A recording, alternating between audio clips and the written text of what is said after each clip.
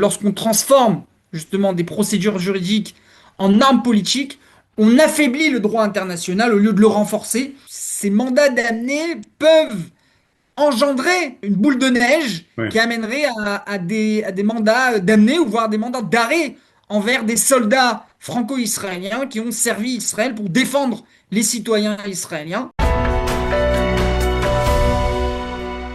Le député Yossi Taïeb a publié une lettre de soutien à deux franco-israéliennes, Nili Naouri et Rachel Tuitou, qui sont sous le coup d'un mandat d'amener par la justice française. Elles sont accusées d'être complices de génocide.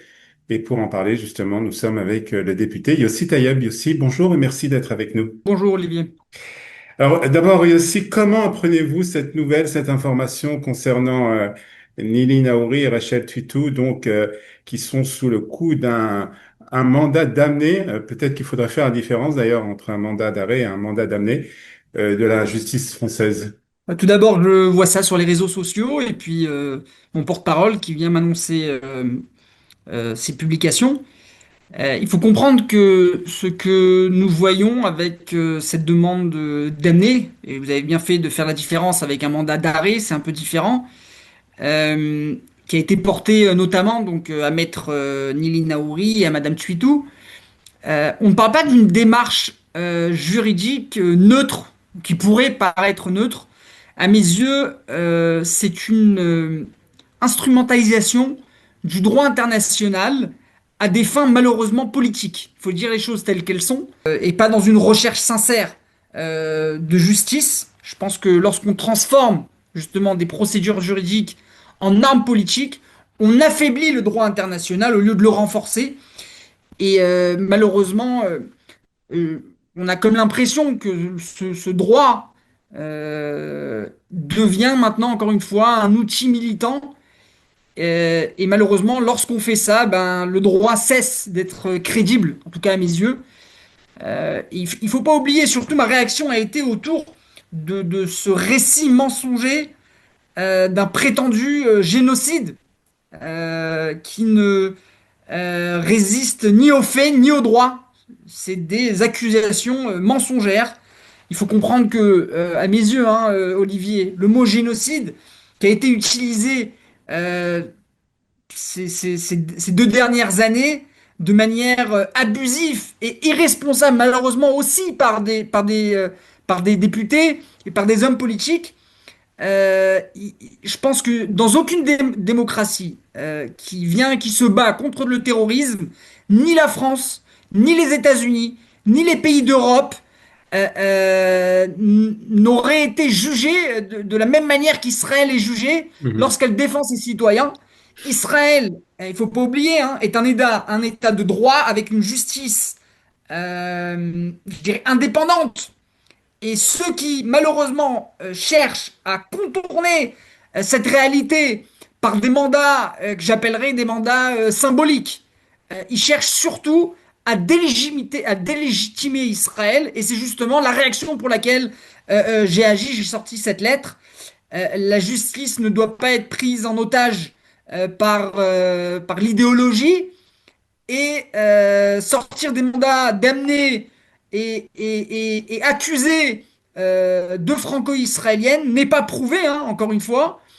Et ce qui me dérange surtout, c'est ces mandats d'amener peuvent engendrer une boule de neige qui Ouais. amènerait à des mandats d'amener ou voire des mandats d'arrêt envers des soldats franco-israéliens qui ont servi Israël pour défendre les citoyens israéliens. Alors, Et je on va pense en que reparler parce que le c'est un droit, le sujet. droit international, Olivier, il mérite mieux que l'activisme politique.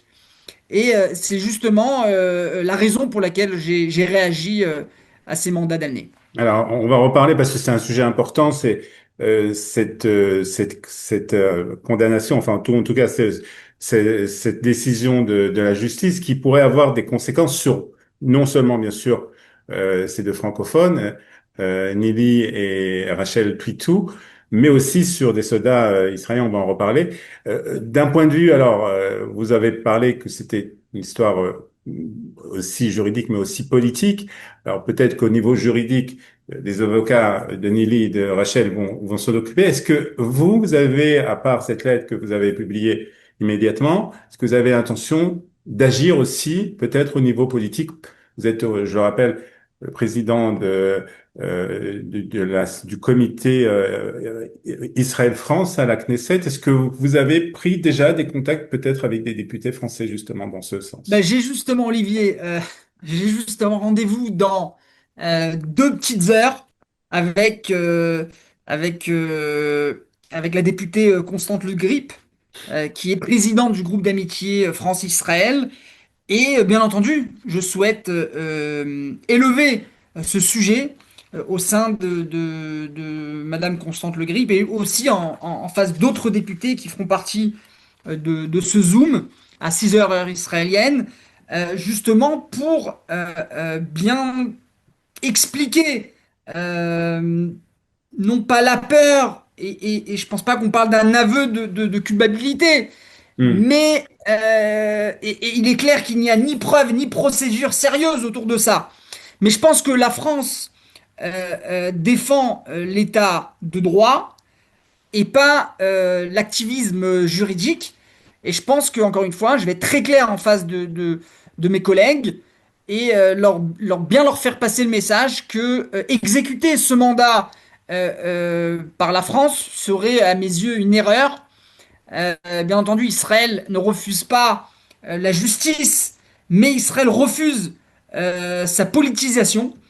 Et je pense que lorsque on voit les tweets qui ont été mis et les publications, euh, on- on- on- on- enfin, ça paraît comme s'il y avait déjà une conclusion et que Ouais. la conclusion était déjà écrite d'avance. Ça, c'est plus de la justice, malheureusement. Et en parallèle, bien entendu, je vais être très clair en face du groupe d'amitié.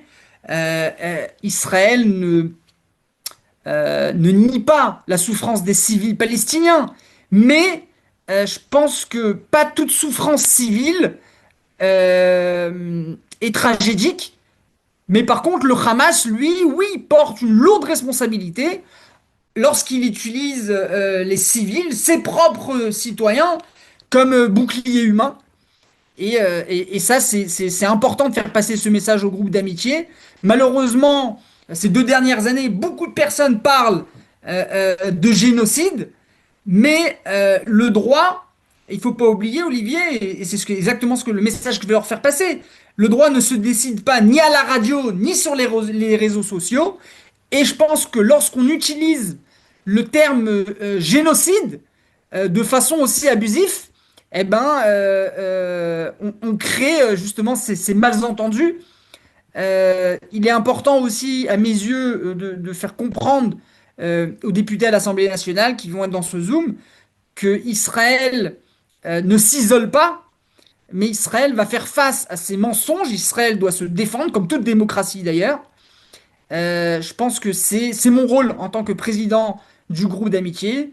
Va être dans ce Zoom aussi la coprésidente, Madame Karine El Ahar, du parti Yesh Atid. J'ai eu déjà des discussions à ce sujet avec elle et on est bien entendu main dans la main autour de ça pour bien expliquer au groupe d'amitié que Israël se tiendra droit debout et se mènera une vraie guerre en face de cette médiatisation et ces mensonges qu'essayent de faire passer ces gens comme si Israël commettait un génocide, une chose qui n'existe pas. Dernière question, et aussi elle concerne les soldats, comme on en parlait, ces soldats qui risquent d'être le coup, eux aussi, des soldats qui ont participé à la défense de l'État d'Israël depuis le 7 octobre, ces soldats qui sont franco-israéliens et qui risquent d'être sous le coup, d'être arrêtés peut-être en cas où ils rentreraient en France. Est-ce que c'est une inquiétude que vous avez et que vous allez partager aussi peut-être avec les députés français? Tout à fait, comme je vous ai dit au départ de notre interview, c'est la raison pour laquelle j'ai envoyé cette lettre. Je pense que, encore une fois, On a des faits, les faits sont établis. Israël n'a rien à cacher. Israël, c'est une démocratie avec une justice indépendante. Et je pense que lorsque il n'y a pas de procédure sérieuse ici, en tout cas à mes yeux, on parle juste d'une accusation politique déguisée en démarche juridique. Et je ferai passer, encore une fois, bien, d'une manière très claire, mon message aux députés de l'Assemblée nationale et au groupe d'amitié France-Israël, et à sa tête, la députée Constance Le Grip. Et aussi, Taïeb, député Chasse, merci d'avoir été avec nous et merci pour ces explications. Merci à vous, Olivier.